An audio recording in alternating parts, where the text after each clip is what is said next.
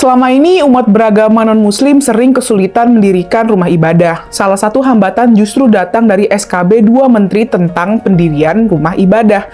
SKB ini sering dimanfaatkan oleh kelompok mayoritas menghambat izin pendirian rumah ibadah. SKB 2 Menteri itu saat ini sedang diadili oleh MA dalam sidang uji materi. Setelah sebelumnya diajukan gugatan oleh anggota DPR Kota Surabaya, Josiah Michael, dan pengurus Gereja Kristen Kemah Daud GKKD Bandar Lampung. Keduanya mengajukan gugatan melalui Lembaga Bantuan Hukum PSI per 2 Maret 2023. Dalam gugatannya, LBH PSI meminta agar rekomendasi dalam memperoleh IMB rumah ibadat dihapus, karena seringkali forum kerukunan umat beragama yang berfungsi memberikan rekomendasi malah mempersulitnya. FKUB lahir dari SKB 2 Menteri dengan tujuan untuk menghindari terjadinya konflik antar umat beragama. Namun, FKUB malah jadi sekat, kasus intoleransi keagamaan pun marak terjadi. SKB 2 Menteri itu memang harus direvisi agar tercipta kemudahan untuk mendirikan rumah ibadah. Semoga MA mengabulkan gugatan itu agar umat beragama non-muslim semakin mudah mendirikan rumah ibadahnya. Hormati hak beribadah umat lain.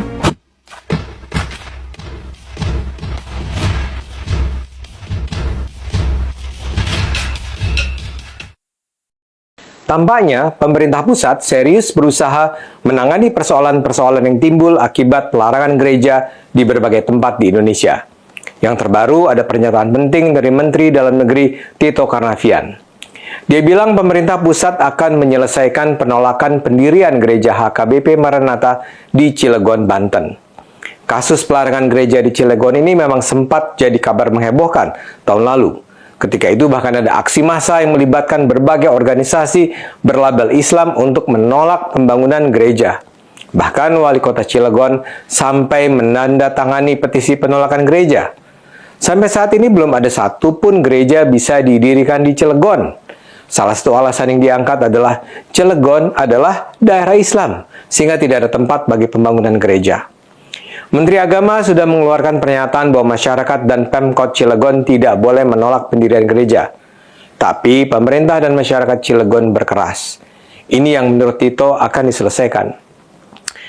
Pernyataan Tito ini ia sampaikan di saat ia ikut meresmikan Gereja Kristen Indonesia GKI Yasmin Bogor. Pendirian GKI Yasmin ini juga butuh waktu lama. Wali Kota Bogor menyebut diperlukan 15 tahun sampai akhirnya gereja GKI Yasmin bisa didirikan. Jemaat GKI Yasmin sebenarnya sudah memiliki IMB untuk mendirikan gereja, tapi karena kengototan masyarakat, IMB itu dianggap tidak cukup kuat. Untuk itu bahkan Mahkamah Agung sudah mengeluarkan ketetapan bahwa IMB itu sah, tapi penolakan terus terjadi. Sampai akhirnya Wali Kota Bogor Bima Arya mengambil jalan tengah. Untuk menenangkan kaum anti gereja, lokasi pembangunan dipindahkan ke daerah baru yang berjarak sekitar 1 km dari lokasi asli. Setelah dipindahkan, gereja akhirnya bisa berdiri. Sekarang jemaat GKI Yasmin sudah bisa memilih gereja. Saat peresmian gereja GKI Yasmin itulah, Tito mengatakan itu seharusnya bisa menjadi inspirasi untuk diterapkan di daerah lain seperti di Cilegon. Menurutnya, di satu sisi, kepala daerah yang punya persoalan yang sama akan jadi lebih berani untuk menegakkan konstitusi. Dan di sisi lain, warga akan jadi lebih terbuka dengan keberadaan rumah ibadah agama lain.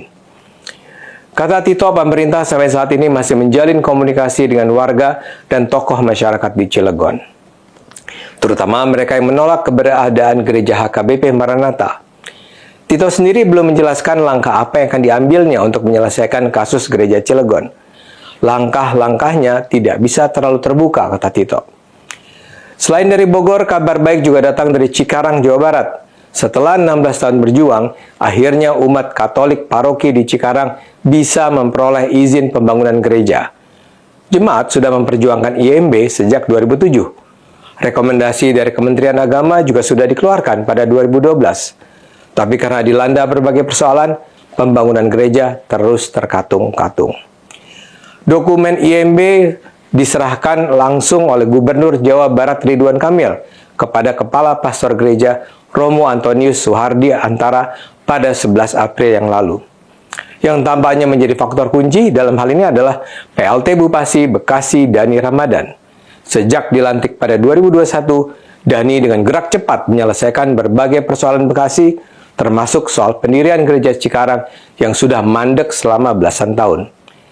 Ia memerintahkan jajarannya untuk mengkaji alasan mandeknya izin pembangunan gereja.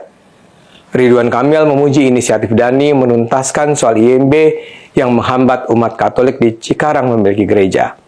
Ridwan berpesan kepada seluruh pimpinan daerah agar terus memfasilitasi pembangunan rumah ibadah bagi semua umat beragama tanpa terkecuali.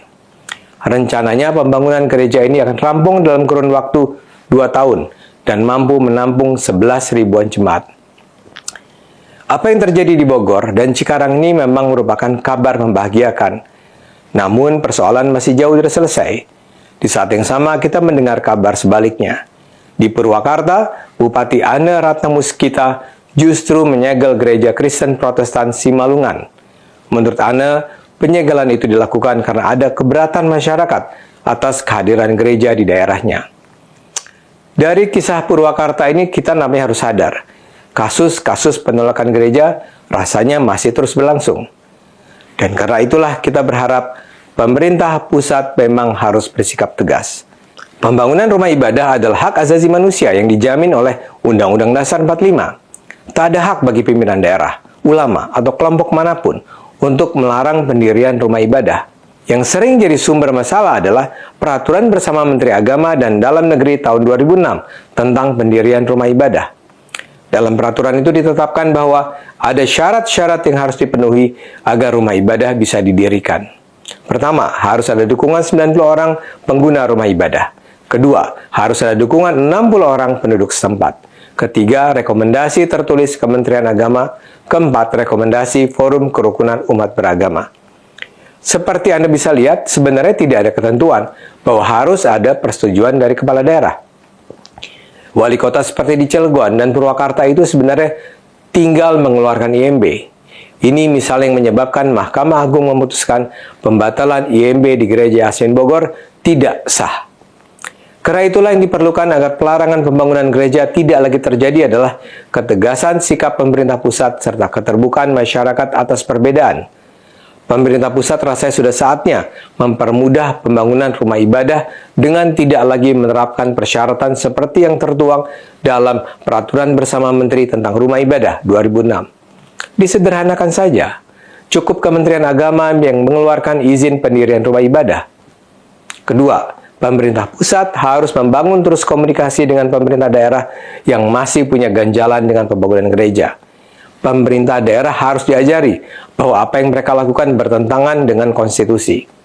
Ketiga, pemerintah pusat harus berkomunikasi dengan para pemuka agama yang selama ini masih juga merasa bahwa dalam Islam, kehadiran gereja adalah hal yang harus ditolak. Para pemuka Islam harus sadar bahwa menolak pembangunan gereja bukan saja bertentangan dengan konstitusi, tapi juga bertentangan dengan ajaran Islam sendiri. Keempat, pemerintah pusat harus melakukan kampanye nasional toleransi beragama. Masyarakat harus dididik untuk saling menghargai hak beribadah masing-masing umat. Kita tentu gembira dengan apa yang dikatakan Tito, apa yang terjadi di Bogor, apa yang terjadi di Cikarang. Namun penindasan terhadap hak beribadah umat Kristen sudah berlangsung terlalu lama. Sudah saatnya ini dihentikan. Pemerintah pusat harus bertindak cepat sebelum semuanya terlambat.